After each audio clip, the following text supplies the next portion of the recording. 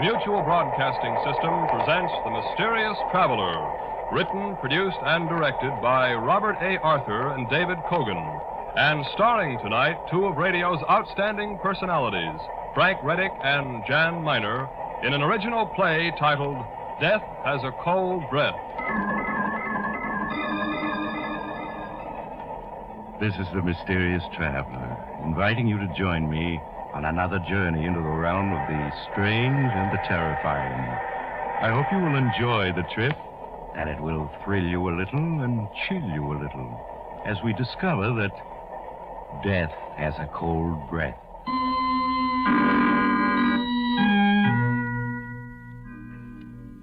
Your name is Andy Marlowe. Once you were a very successful publicity agent. But this morning, as you slouch behind your big mahogany desk, you feel terrible. You're nursing a hangover.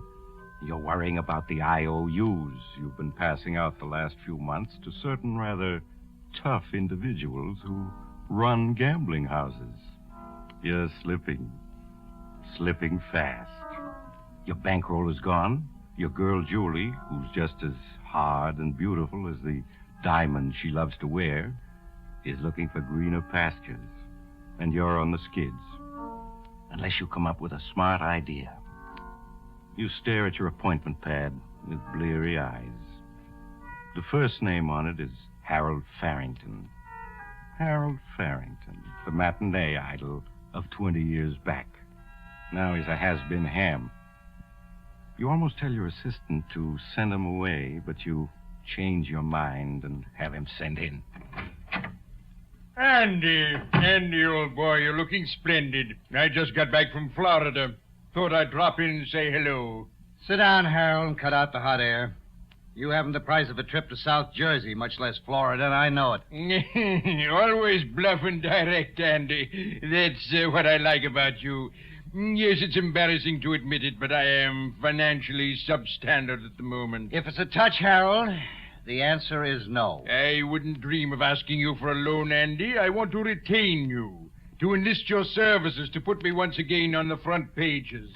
Remember 6 months ago, you dreamed up that idea of a national theater that I hope to found? That got me nice headlines, Andy. Yes, but you didn't get a job out of it. I'm going to be frank with you, Harold. Of course, old man, of course. The only way you'll ever work on Broadway again is to get a job in the street cleaning department. Andy. But I know you're only joking.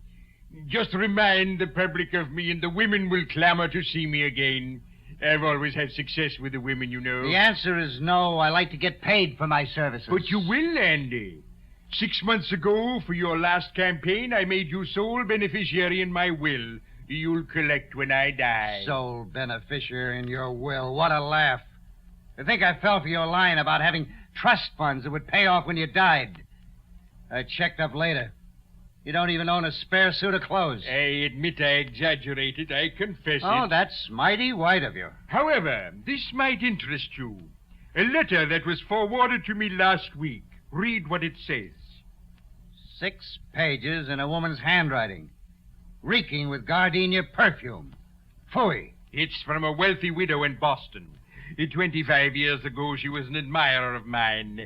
Her name is Abby Wilson, Mrs. Abby Wilson, and she's worth $500,000. Harold, you bore me. So does Mrs. Abby Wilson. Now get to the point, will you? I am, Andy.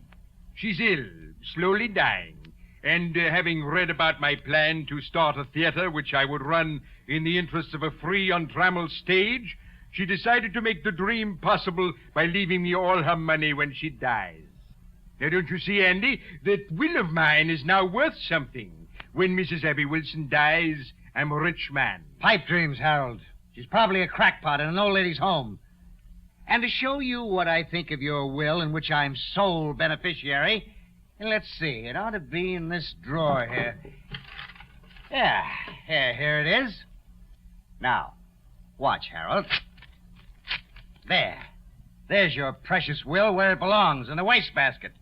Now, get out of here, you old has-been. I'm busy. Your exasperation finally has gotten the better of you, Andy. You kick Harold Farrington out. Then, Feeling worse than ever, you slump in your chair again. You're still slouched there half an hour later when the telephone rings. Hello. Hello, darling. Oh, hello, Julie. My. The Wonder Boy sounds as if he had a hangover this morning. Oh, I'm all right. Just catching a little cold, that's all. Oh, then you'll probably be glad to have me break our date for tonight. Break our date? Yes. I won't be able to make it tonight, Andy. So sorry. Why won't you be able to make it? I've had those tickets for weeks. I'm flying out to the coast at midnight, sweetheart.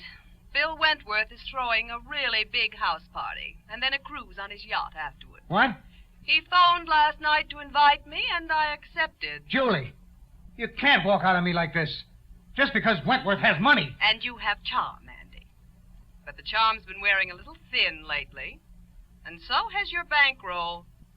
So goodbye, darling. See you around. Julie, wait.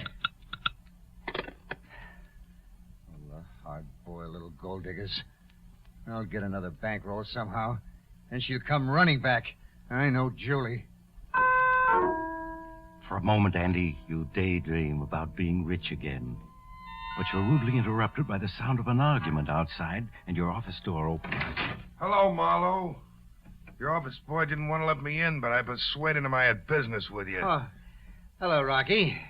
I'm glad you dropped in. Yeah. I've been planning to get in touch with you. I've got a big deal in the fire. Huh? Yeah, gonna get a big fee out of it. Well, I hope you do, Andy, for your sake. So, Rocky, I just wanted to ask you if you could just wait a few days on those IOUs. I'll really be flush. Well, nobody ever said Rocky Smith wasn't a reasonable man. What's your idea of a few days? Well, naturally, I don't get my fee until my client begins to see himself in the headlines, so... Well, how about 60 days, Rocky? Huh. Because I never got past the 8th grade, Marlowe. But 60 seems to me considerably more than a few. I'll let you have 3 days. And that's all. When he's gone, you hastily pour yourself a drink, Andy. Just then your telephone rings. You let it ring. What can it be but more bad news? Finally, the ringing gets on your nerves. You answer it. Hello? Hello, is this Mr. Andrew Marlowe? Yes, this is Marlowe speaking. Well, my name is Phelps, Mr. Marlowe. I'm calling from Boston. Yes, Mr. Phelps. Well, Mr. Marlowe, I'm very anxious to contact Mr. Harold Farrington. I believe he's a client of yours. Well, you could call it that. Yeah, he was here. Left about half an hour ago. Oh, well, can you possibly locate him for me, Mr. Marlowe? It's rather important. You see, I represent the estate of the late Mrs. Abby Wilson. I'm anxious... Wait a minute. Did you say the estate of the late Mrs. Abby Wilson? Well, yes, Mr. Marlowe. Mrs. Wilson died day before yesterday. And it appears that her new will leaves everything she owns to Mr. Farrington. I believe she was once an admirer of his. Oh, yes. I know all about that, Mr. Phelps. I'll tell you, I'll locate Harold for you. You just leave it to me. Well, I'd certainly appreciate it, Mr. Marlowe. I'd like him here for the probating of the will. Of course, as soon as the news gets out... He goes on talking, but you're not listening, Andy. Your mind is working like lightning now. So that crazy story of Harold's about a rich widow leaving him everything was true. Like a fool, you tore up Harold's will, making you his heir. There must be some way to save the situation. Then it comes to you.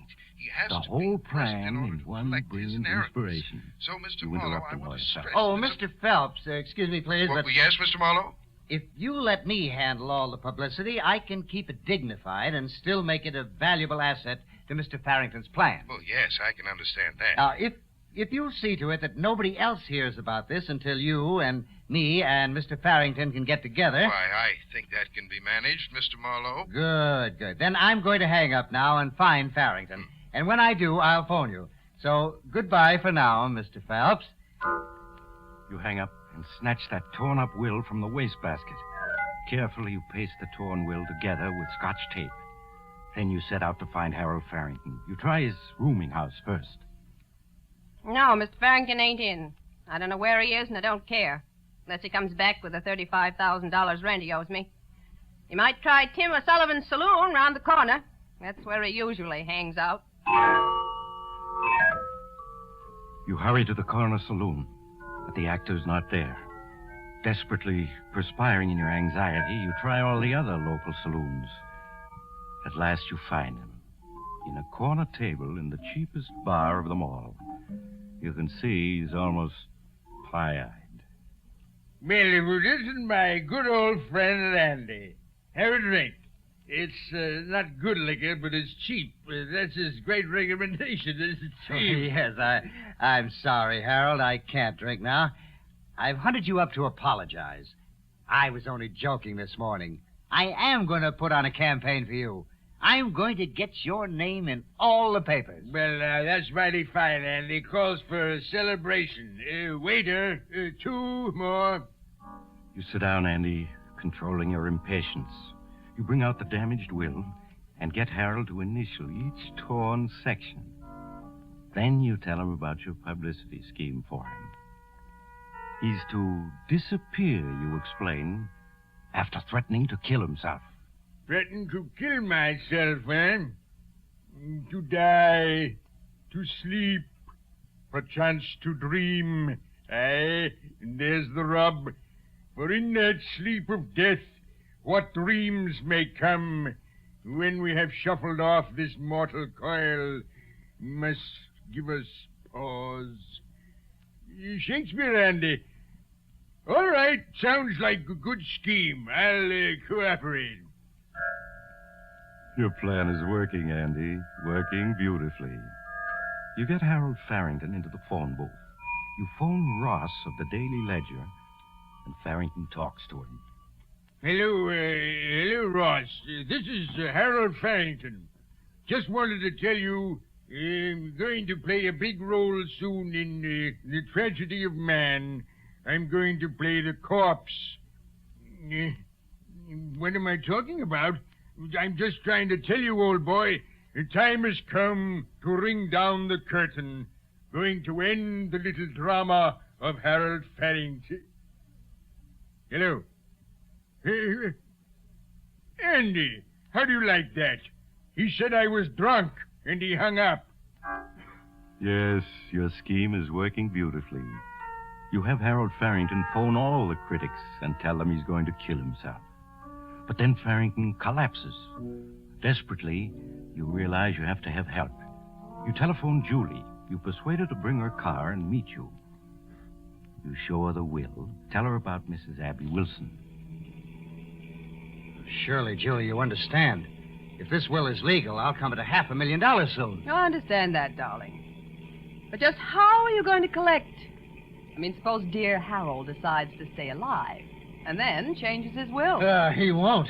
I mean, how long can he live drinking as he does? He's on his last legs. You mean you'll keep him supplied with free liquor until he obligingly drinks himself to death, Andy, dear? Yes, something like that. I haven't time to tell you the details now, but somebody has to get Harold to my cabin up in the woods and keep him hidden there. That's your job, Julie. Get him there, keep him there, and don't let anybody know he is there. Darling, for both our sakes, say you'll do it. Well, it means missing Bill Wentworth's party, but all right, I'll do it.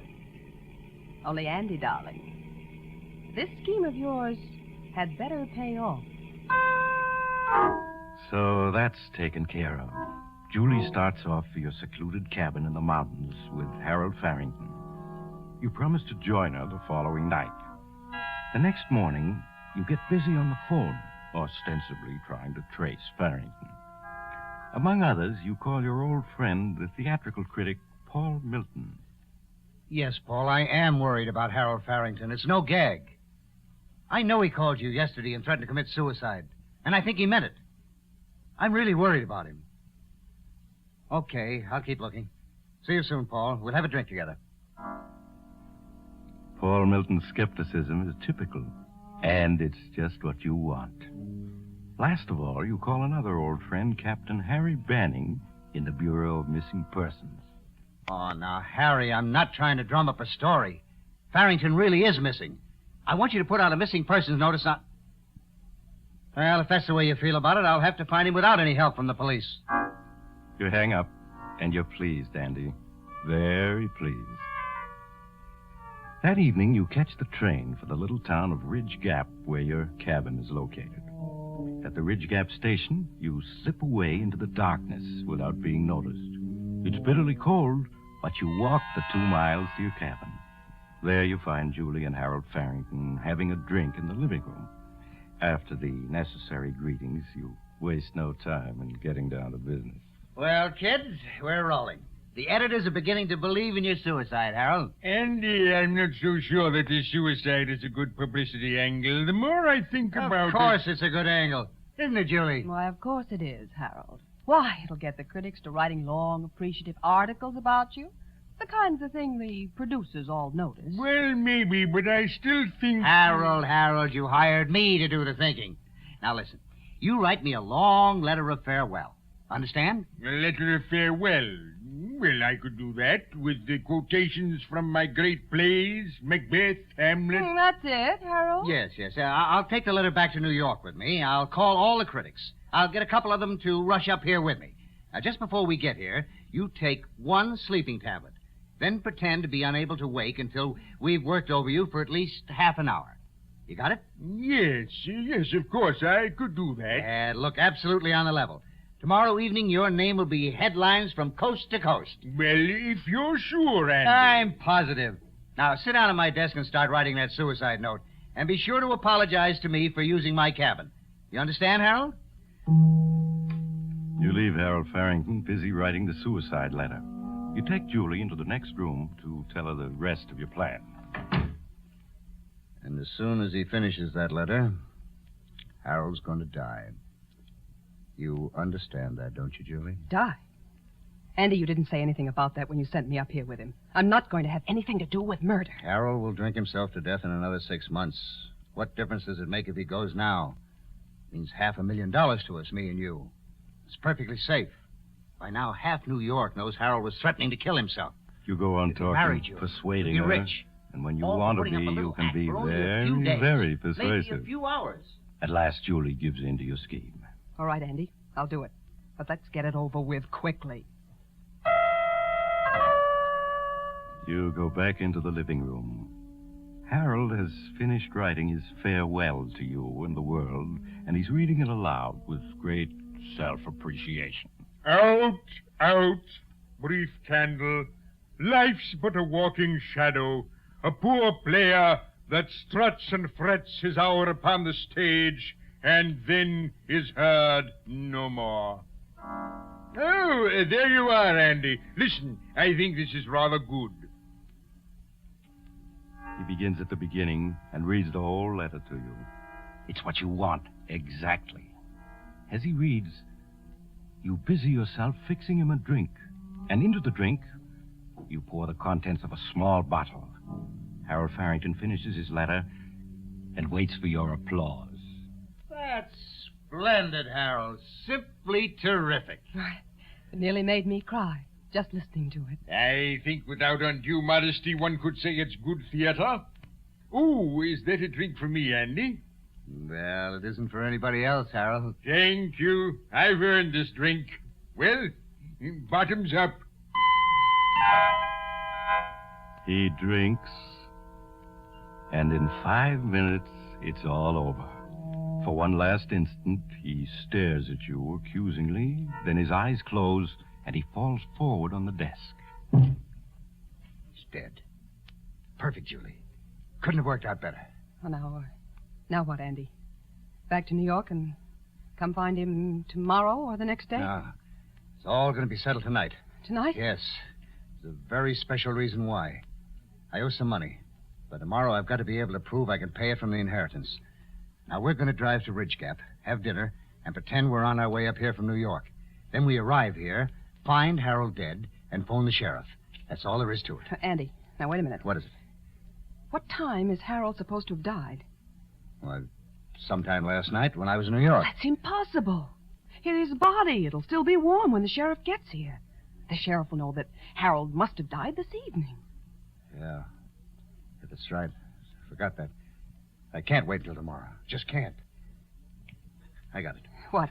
It's cold out. Only about 15 above zero. Yeah. We put Harold out on the terrace, chair and all, for half an hour. By then he'll be cold, plenty cold. It seems as if he died hours ago. Swiftly, you and Julie lift the chair in which Harold Farrington sits. You carry it out on the terrace in the bitterly cold wind. There you leave Harold to cool a bit. Back in the house, you set everything straight, remove all evidence of Julie's having been there.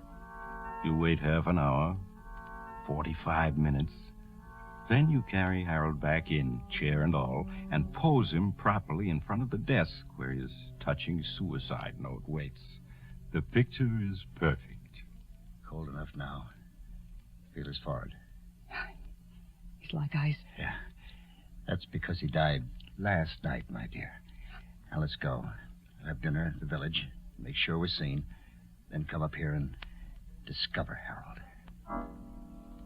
Your program goes off without a hitch, Andy. In the village of Ridge Gap, you make sure witnesses see you eating.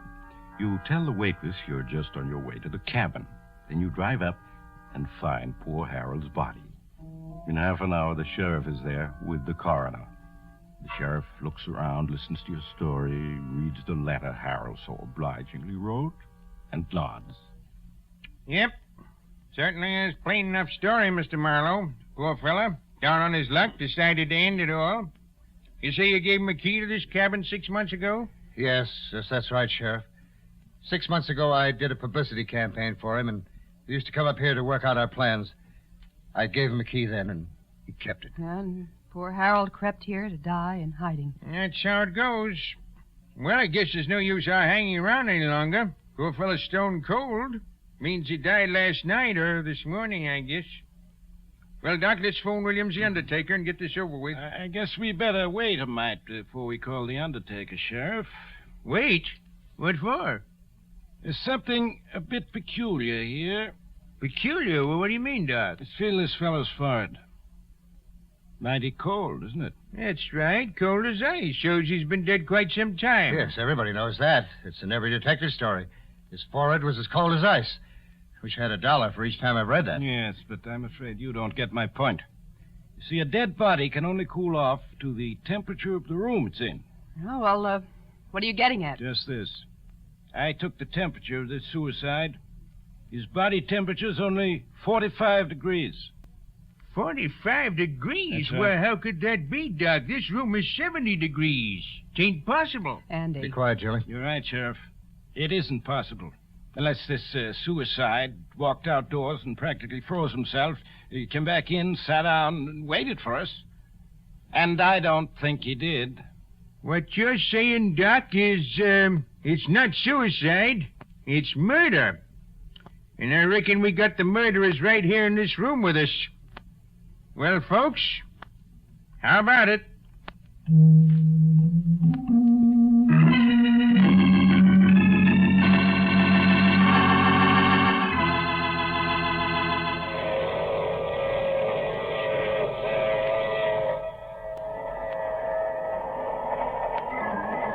This is the mysterious traveler again. Dear me, it's a cold wind that blows nobody good, isn't it? Yes, Andy and Julie were persuaded to confess. It wasn't hard to get a confession, since each rushed in to blame the other. Such a clever scheme, too. Not a flaw in it. If only Andy hadn't been in such a hurry to cool the corpse off. The moral is, never rush a corpse. Let it take its own time, even if it kills you. Oh, that reminds me of next week's story, The Hot Seat. It's about a dim-witted fellow with but one thing in mind, revenge. However, his weapon was not the knife, gun, or poison. It was... Oh, you have to get off here. I'm sorry. But I'm sure we'll meet again. I take this same train every week at this same time.